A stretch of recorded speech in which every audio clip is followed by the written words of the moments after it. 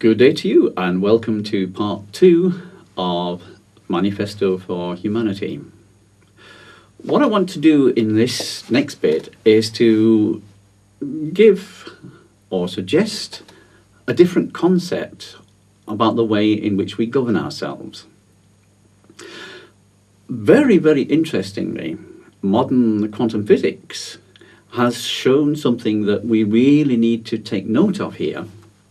And that is, it is no longer a bit of pious theory. All men are created equal. Well, they're not actually, but that's another story. But what quantum physics shows us, that all people, every human being, has equal access to the same unlimited power. Very, very important. Do bear that in mind for the rest of this series and the rest of your life, hopefully. And we need to note this for one very, very good reason. What is the answer to the question, if this is so, how come for at least better part of 10,000 years, our system of government has been somebody right at the top giving orders down to everybody else? Why do we have an aristocracy? Why do we have bankers? Why do we have politicians? Why do we have people who seem to be specially appointed to be at the top? And the answer is, it's because we have decided to participate in their vision of them being the boss. And in order to enable them to do so, we give to them our share of the power. That's why that system of government can be built up. Someone persuades us to give them their power, which enables them to get to the top of the pyramid. Okay, we've had enough of that. Mankind as a whole has had enough of that. We've learned all we can from that. Now it's time to do something else, isn't it? You know, come the revolution, brothers, is something I heard every day in the 1960s. But unfortunately, it didn't get anywhere, because all they were talking about, we've got to get rid of this structure. But when you ask, well, what are you going to replace it with? They just say, well, I don't know. Well, the very, very worst thing you could actually do to humanity is to get rid of this system which doesn't work very well without replacing it, without suggesting a different way of doing the same thing. And what I want to suggest to you is to turn the pyramid on its head. Let's look at it this way. Let us, for example, take a village, or shall we say a city block, a few streets connected to each other.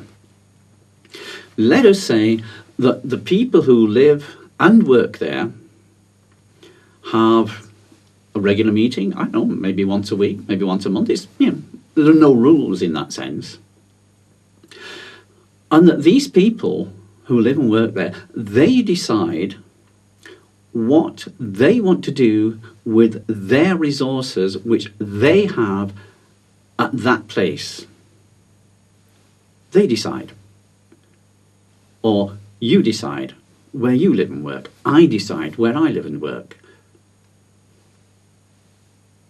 Does this make sense to you? Can you visualize something like this happening?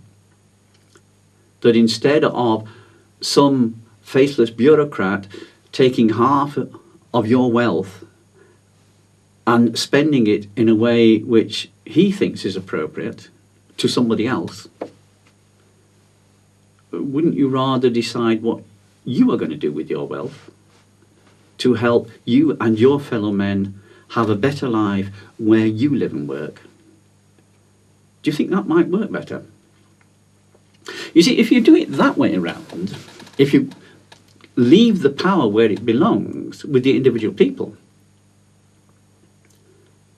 then what do you get? Well, you get lots and lots of things, but it's really up to you what you make out of it. But let's take this example of the village or the city block or whatever. Now, the activities of these need to be coordinated. So each of these block committees or each village would send one or two representatives to a coordinating committee, which covers maybe the whole city or a group of villagers, and they send a representative to the next committee, which coordinates the activities in a whole region. Whatever, how many levels it takes to allow things to run naturally. You see, mirror the human body. The human body is not one cell dictating to all the other cells what they have to do. The human body is a community of either more than 70 trillion cells all cooperating with each other for a common goal, quality of life. We, as individual humans, can do exactly the same thing. We can cooperate instead of being obedient to someone else who thinks they know better. We can decide. So, however many levels it takes till we have, the whole world coordinated. But here is the interesting thing. Any level can make a suggestion about a new law, but it is only the committees at the street level, where you live, where you work, you are the only ones who can decide whether that suggestion becomes law. What sort of world do you think you could make out of that? Just an idea, just a vision. Maybe it will trigger something else for you. Maybe you'd like to pick it up and run with it a while and see what happens. Maybe you have got a good idea that you would like to send to me. Just do it.